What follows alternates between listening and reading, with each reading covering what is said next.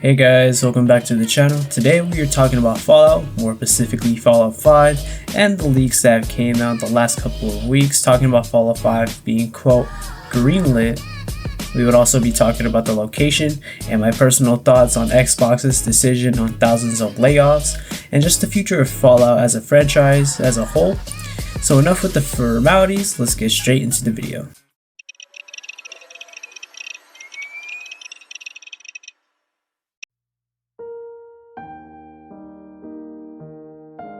If you don't know by now, in the latest episode of the Xbox 2 podcast, Jess Gordon spoke about Microsoft's decision to cancel ZeniMax Online Studios' project Blackbird MMO that has been in development for many years, specifically since 2018. According to Gordon, the decision to cancel the game was a situation where Microsoft had to decide if they wanted to continue spending money on a game that may or may not compete with games such as World of Warcraft, or would the money be better suited focusing on an established franchise. Quote, "From what I heard, it was a case of trade-offs and that the program to expand Fallout 5 and just Fallout in general, that's where they decided to make the investments and where the money will be translated into more of a surefire win," Gordon said. He added that he's been told that Fallout 5 has been greenlit for full production, while openly wondering if a new studio could work on a Fallout game. It's worth mentioning, however, that Gordon says he doesn't have enough information for a full story on where things stand with Fallout, or if they would form a new team to work on the next game in the series. Now, hearing this sounds great and all, but Jason Schreier, who reported directly from Blackbird, has said in a statement that Xbox didn't lay off thousands of people so they could move those resources into new projects. They laid off thousands of people to cut their overall fiscal year budget. Both leaks seem to be correct in regarding the situation at Xbox. For a more deep understanding, I suggest watching Matty's Plays video on this topic, as he goes into it a lot more deeper, talking about what's really going on Xbox concerning the studios affected and giving different perspectives on how Xbox could get different studios permission to work on the Fallout IP. I will also leave the video in the first link in the description. We know Fallout 5 needs a studio to start production.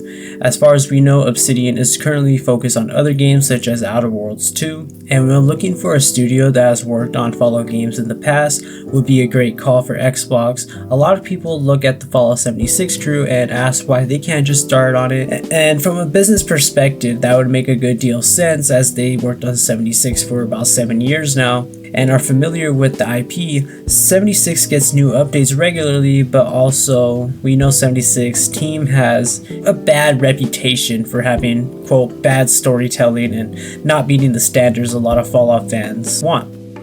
I still think having at least someone start on it is better than having nothing, especially since when the Fallout TV show made such a splash in mainstream media, exceeding what Microsoft and Bethesda game studios thought would not be as hyped as it is now. And when it comes to talking about studios and how companies have to make their money, I'm fairly new when it comes to talking about this stuff, so I might get a lot of things wrong, so if you could let me know down in the comments down below. But I do think just having a new Fallout game out sooner than later will just make everybody happy. We do know that Bethesda is planning to work on Fallout 5 after Elder Scrolls 6. Who knows how long that's gonna take. There are a lot of places many Fallout fans want Fallout 5's location to be set in. Me personally, I see Fallout going back to California, more specifically San Francisco. We know Bethesda likes to tease the next Fallout game in older Fallout games, such as Fallout 3, where we learn about the Institute in a side mission called the Replicated Man in Rivet City. This quest involves a senior scientist named Dr. Zimmer and his pursuit on an escaped synth. The quest reveals that the Institute is a mysterious scientific organization, yada yada yada. We played Fallout 4. And in Fallout 4, we learn when we first track down Kellogg in his house, and when we track him down, that he loves San Francisco sunlights. And it's not just that mission. The mission we love to speedrun called Dangerous Minds, where we go into Kellogg's memories and search for information on the Institute. If you pay attention, we know Kellogg is from San Francisco. Didn't care where I was going. Ended up mostly wandering east. Getting as far away from San Francisco as I could, maybe.